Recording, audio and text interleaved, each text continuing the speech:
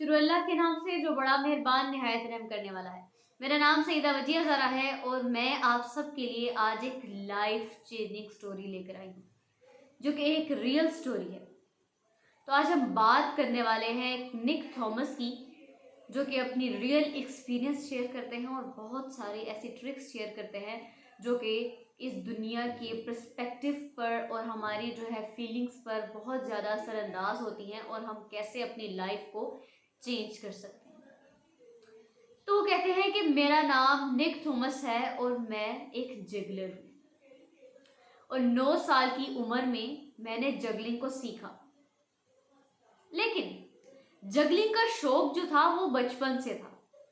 6 साल की उम्र में उनकी एक तस्वीर है सी वर्ल्ड की, जहां पर वो एक परफॉर्मर को जगलिंग के लिए बॉल थ्रो कर रहे हैं।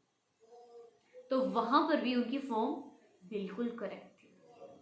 वो कहते हैं कि जब मैं 12 साल का था तब से मैंने जगलिंग की प्रैक्टिस करना स्टार्ट की और जगलिंग को सीरियस लिया।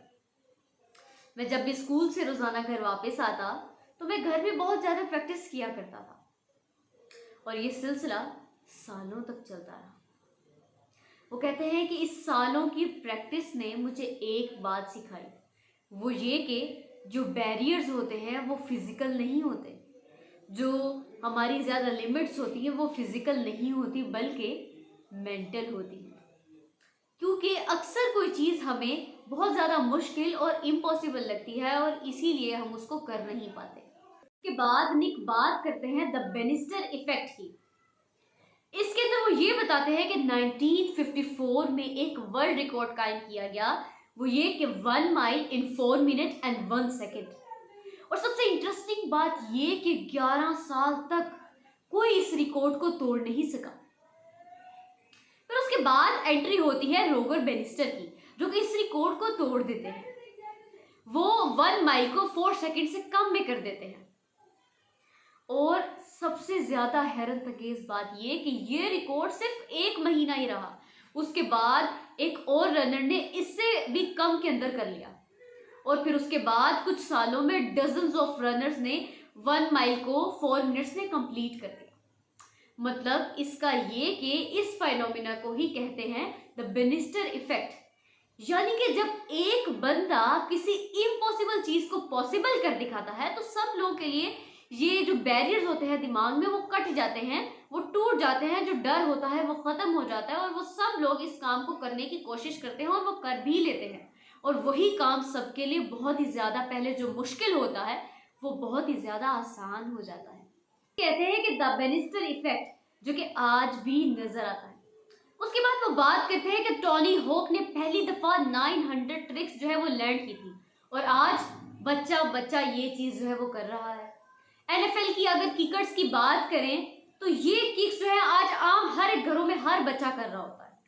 और जो वर्ल्ड रिकॉर्ड होते हैं गेम्स के अंदर होते थे, जो इतने ज्यादा हाईएस्ट रिकॉर्ड होते थे, वो जो कि सालों तक रहते थे और कोई तोड़ नहीं पाता था, और आज वही सब लोग जो है वो करके दिखाते हैं और एक से बढ़कर एक रिकॉर्ड करते हैं। और ये सब क्यों होता है? ये सब सिर्फ और सिर्फ बेनिस्टर इफेक्ट की वजह से होता है कि जो इम्पॉसिबल चीज को जब कोई एक पर्सन करके दिखाता है तो फिर वो आप सबके लिए पॉसिबल हो जाती है। इसके बाद निक अपनी पर्सनल स्टोरी शेयर करते हैं। वो कहते हैं कि मुझे जगलिंग के साथ साथ रूबिक क्यूब सॉल्व करने का भी बहुत ज्यादा शौक था। वो कहते थे कि एक दिन मैंने सोचा क्या मैं जगलिंग करने के साथ साथ रूबिक क्यूब भी सॉल्व कर सकता हूँ। तो उन्होंने ये कर भी दिखाया और सॉल्व भी हो गया। लेकिन फिर उन्होंने थोड़ा सा अपने चैलेंज को बढ़ाया। उन्होंने सोचा कि क्या मैं जगलिंग करते हुए एक हाथ से जगलिंग करते हुए और दूसरे हाथ से रूबिक क्यूब को सॉल्व कर सकता हूँ। लेकिन ये बहुत मुश्किल था क्योंकि एल्गोरिथम्स को समझना, डायरेक्शंस को कंट्रोल करना, घुमाना और ये सब चीजें। लेकिन उन्होंने बहुत ज्यादा इसकी प्रैक्टिस की, महीनों तक प्रैक्टिस की, रोटेशंस को समझा, एल्गोरिथम्स को समझा, पैटर्न्स को समझा, लेकिन उन्होंने गिव अप कर दिया।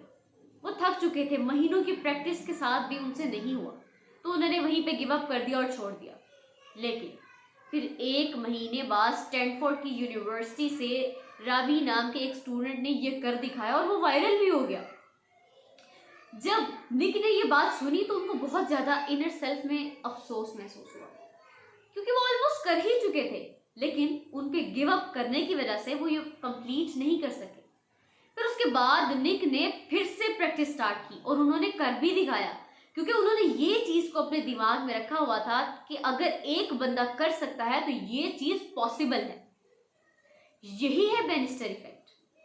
अब उसके बाद हम बात करते हैं डैनिंग इफेक्ट की, क्योंकि इससे एक और स्टेप आगे। निक डैनियल इफेक्ट के बारे में कहते हैं कि इंसान जो है वो इम्पॉसिबल काम कभी कभार इसलिए कर लेता है क्योंकि उसे पता ही नहीं होता ये चीज इम्पॉसिबल है, क्योंकि कोई बैरियर ही नहीं होता। वो कहते हैं कि 1939 में जॉर्ज जब अपने क्लासरूम में गए तो वो लेट गए थे, लेकिन वो अपने क्लासरूम में जब गए तो बोर्ड के ऊपर 2 सवाल लिखे हुए थे और वो 2 सवाल उन्होंने उतार लिए अपनी कॉपी पे होमवर्क समझकर, और वो घर गए और अगले दिन वो सवाल सॉल्व करके ले आए। तो जब उनके टीचर ने देखा तो वो शॉक हो गए बहुत ज्यादा, क्योंकि वो होमवर्क नहीं, वर्ल्ड के 2 अनसॉल्व मैथ प्रॉब्लम्स थे जो कि कभी सॉल्व ही नहीं हुए किसी से। वो उन्होंने इसलिए सॉल्व कर लिए थे क्योंकि कोई बैरियर ही नहीं था, और जॉर्ज ने तो यही सोचा था कि होमवर्क मिला है तो होमवर्क करना तो बहुत ज्यादा जरूरी है। तो उनके माइंड में तो कोई ऐसी चीज ही नहीं थी कि ये इम्पॉसिबल क्वेश्चंस है, यानी कि नो बैरियर्स। निक कहते हैं कि जब मैं 9 साल का था तो तब से मैंने जगलिंग स्टार्ट की थी। तो तब ना मेरे पास इंटरनेट था, ना ही मेरे पास मोबाइल फोन था जिससे मैं जो है न्यू वीडियोस देखकर सीख सकता। तो वो कहते हैं कि मैंने अपने माइंड से जो है वो ट्रिक्स बनाना स्टार्ट की जगलिंग की, यानी कि 2 बॉल्स हाथ के अंदर जो है जगलिंग करना, फिर उसके बाद cross throw, double throw, box pattern, यानी कि ये सब कुछ अपने माइंड से जो है उन्होंने इन्वेंट किया। उनको नहीं पता था ये चीज है या नहीं है, लेकिन वो ट्रिक्स जो है वो पहले से ही मौजूद थी, लेकिन निक को पता नहीं था क्योंकि उनकी सोच जो है वो बिल्कुल फ्री थी। निक इसके बाद जो है अलेक्जेंडर और रोस्ली की एक इम्पॉसिबल ट्रिक को शेयर करते हैं। वो कहते हैं कि अलेक्जेंडर किस जो है वो बहुत बड़े और फेमस जो है जगलर थे। वो एक बहुत ही ज्यादा मुश्किल ट्रिक को जो है वो प्रैक्टिस कर रहे थे, 4 क्लब्स और हेड पे एक बाउंस, बहुत मुश्किल ट्रिक। वो कहते हैं कि उनके दोस्त उनके पास आए और उन्होंने कहा कि इटालियन जगलर रोस्ली ने ये ट्रिक 2 बॉल्स के साथ किया था। तो अलेक्जेंडर ने सोचा कि जब वो कर सकते हैं तो मैं क्यों नहीं कर सकता। तो उन्होंने बहुत ज्यादा प्रैक्टिस की और महीनों तक प्रैक्टिस की और 2 बॉल्स के साथ उन्होंने जो है वो कर भी दिखाया।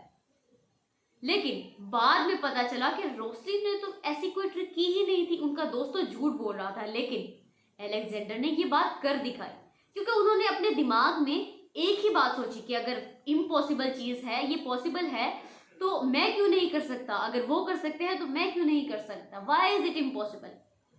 तो उन्होंने उस चीज को पॉसिबल कर दिखाया। यही है डैनिंग इफेक्ट। उसके बाद निक जो है वो फाइनल मैसेज देते हैं। वो कहते हैं कि फ्लिप योर पर्सपेक्टिव। वो कहते हैं कि जगलिंग जो बॉक्स ट्रिक थी वो बहुत ही ज्यादा पुरानी थी, फिर लोगों ने उसके वेरिएशंस बनाए और फिर किसी ने उस सोच को उल्टा करके अपर साइड डाउन कर दिया और उसको क्रिएट कर दिया, तो यही सोच को उल्टा कर दिया, तो पर्सपेक्टिव को यानी फ्लिप कर दिया।